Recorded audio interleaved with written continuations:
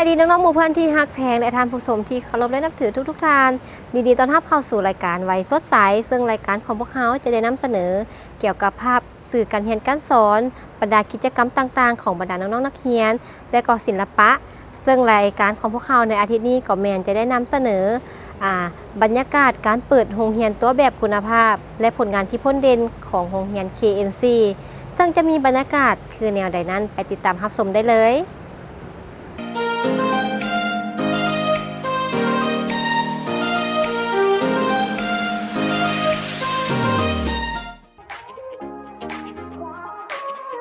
โรงเรียน KNC แม่นโรงเรียนภาคเอกชนอีกแห่งหนึ่งซึ่งตั้งอยู่บ้านถิ่นตมหน่วย7เมืองหาดทรายฟองนครหลวงเวียงจันทน์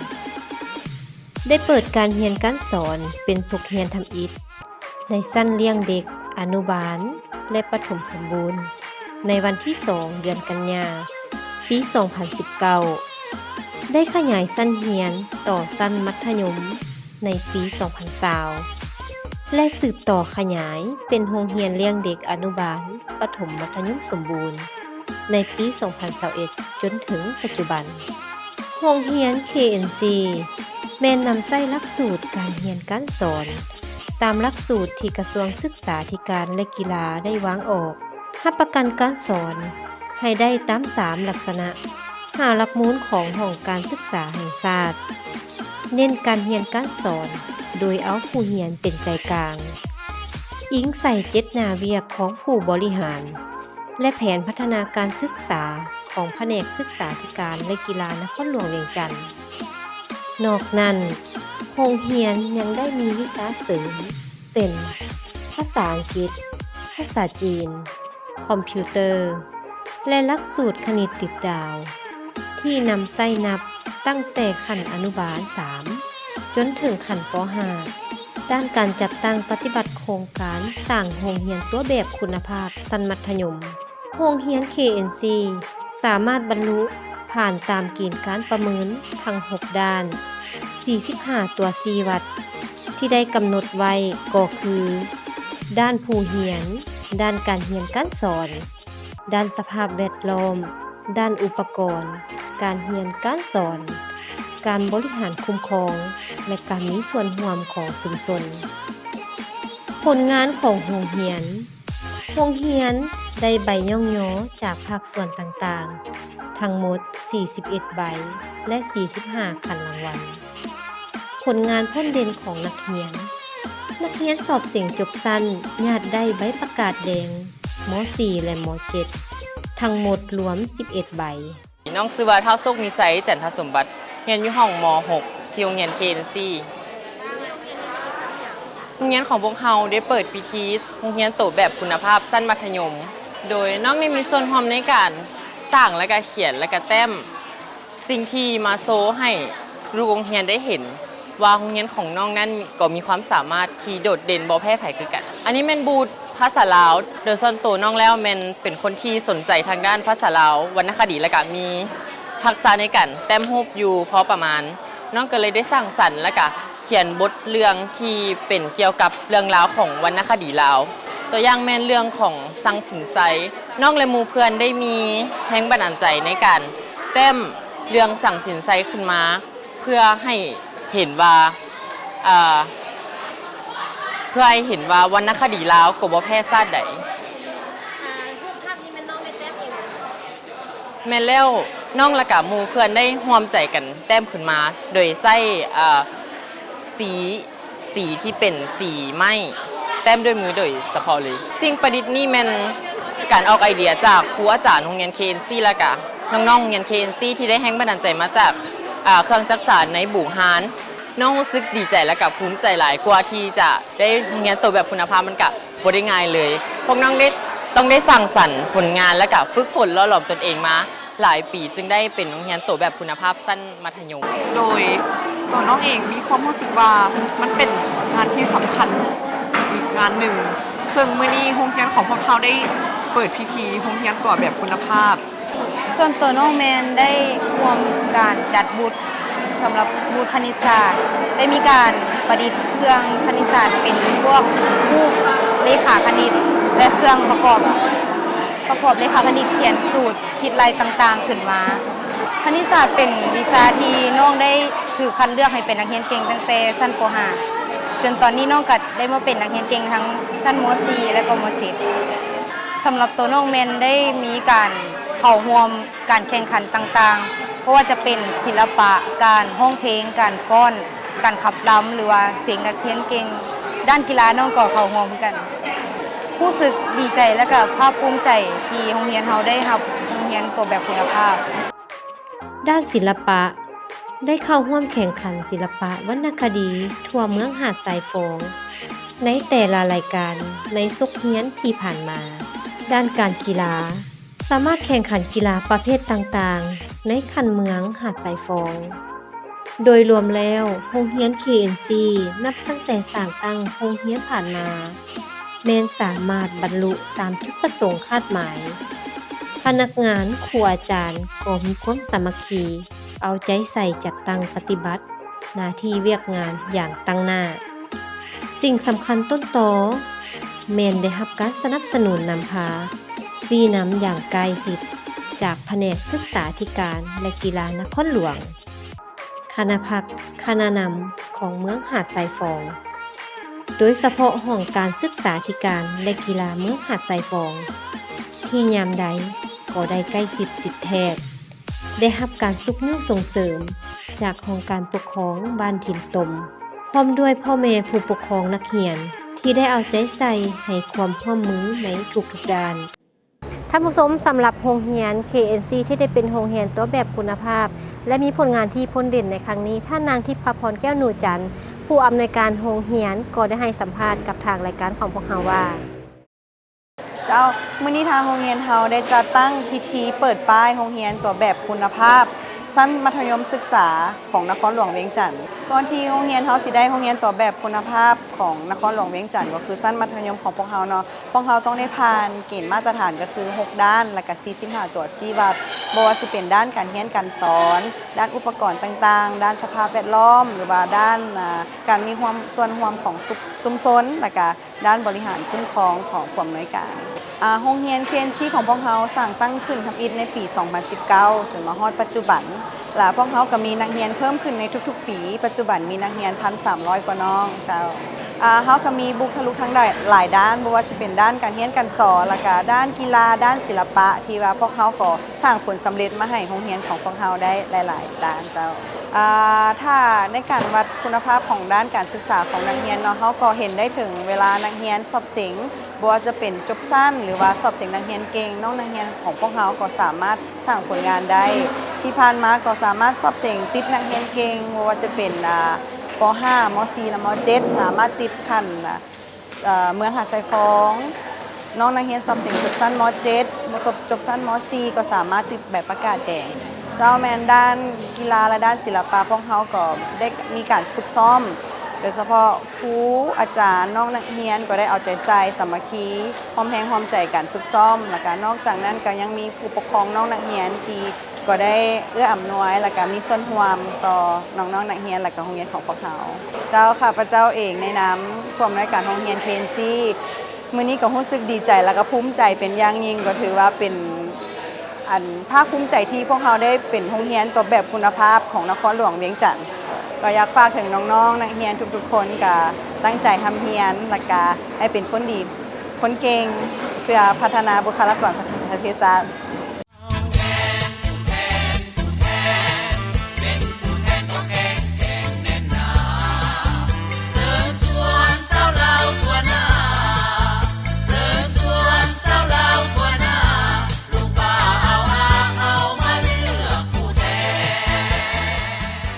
การเลือกตั้งสมาชิกสภาแห่งชาติและสมาชิกสภาประชาชนขั้นแข่งแม่นขบวนการปฏิบัติหน้าที่การเมืองและสิทธิประชาธิปไตยของพลเมืองลาว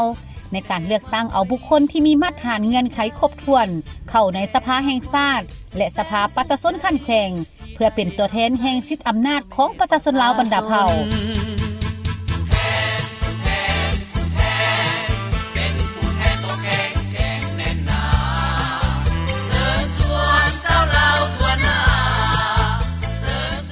อย่าลืมในวันที่22 กุมภาพันธ์ 2026เป็นวันเลือกตั้ง เชิญชวนประชาชนลาวบรรดาเผ่าผู้มีสิทธิ์เลือกตั้งอายุแต่18 ปีขึ้นไปจงไปใช้สิทธิ์ของตนเลือกเอาผู้แทนของประชาชน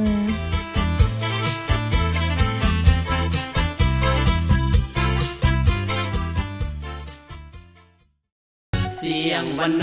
ไซโยมวนซืนดังโฟดฟืนทั่วแผ่นแดนลาวเสียงวันโนไซโยบอกข่าวดังเตือนเปล่าให้พวกเขาไป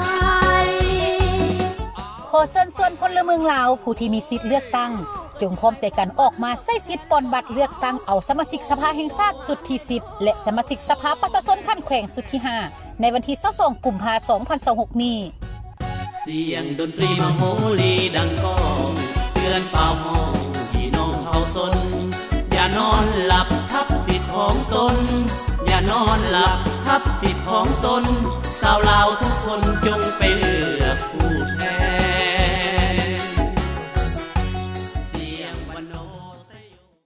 ท่านผู้ชมกับเข้าสู่รายการในระยะนี้ก็แม่นระยะของน้องๆพาม่วนพาเพลินซึ่งทางรายการของพวกเฮาก็จะพาท่านผู้ชมไปรับชมศิลปะวรรณคดีบ่ว่าจะเป็นบทฟ้อนห้องขับล้ำที่เป็นการรักษามูลเสื้อวัฒนธรรมอันดีงามของชาติลาวให้คงอยู่กับคนลาวตลอดไปซึ่งจะนำเสนอเกี่ยวกับศิลปะวรรณคดีอย่างนั้นขอติดตามรับชมได้เลย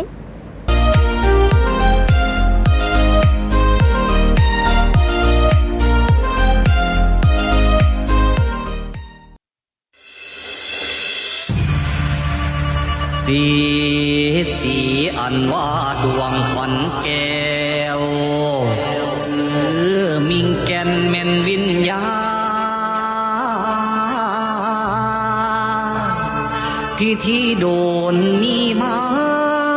คือบาสีสู่ขวัญเจ้าเสือนเอาขวัญคืนเขากายคิงกับพื้นแขนซื่นหอดมิ่งหอดเนนพลาแสนมีลื่นตาว่าขวัญเจ้าดอกมาเยือดอกมาเยือ